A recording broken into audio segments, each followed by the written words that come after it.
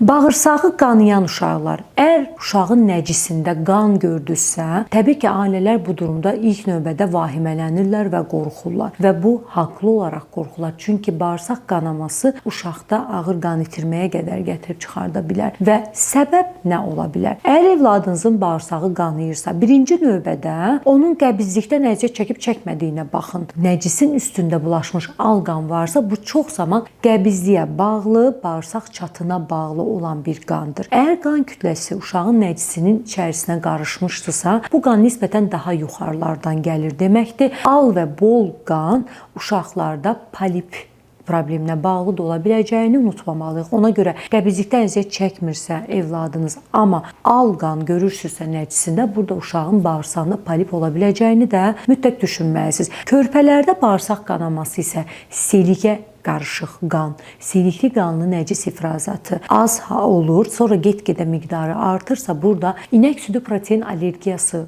olduğunu mütləq düşünməlisiniz. Çünki inək südü protein allergiyası körpələrdə bağırsaq qanamasının ən çox görülən səbəblərindəndir ki, bu dövrdə hazır satılan süni qidalara bağlı olaraq uşaqlarda təəssüflər olsun ki, çox görülməyə başlamışdır. Bağırsaq qanaması infeksiyalara bağlı da ola bilər. Hər hansı bir bakterial mənşəli olan gastroenteritlər uşaqlarda bağırsaq qanamasına səbəb ola bilər. Odur ki, uşaqda həm qızdırma, həm nəcisində qan varsa, onun bakterial infeksiyadan əziyyət çəkdiyini düşünməlisiniz. Bundan başqa bəzi parazitlər, ibtidailər uşaqlarda bağırsaq qanamasına səbəb ola bilər. Entamoeba histolitika kimi tanıdığımız bağırsaq ibtidaisi, paraziti uşaqlarda tenizm, gücənmə və qarında ağrı, sancı və qanlı nəcisə səbəb ola bilər. Odur ki, dəyərli ailələr, evladınızın nəcisində qan gördünüzsə, bu heç bir halda normal deyil və bunun altında yatan mütləq ki bir səbəb var və bu səbəbi dərindən araşdırmaq lazımdır və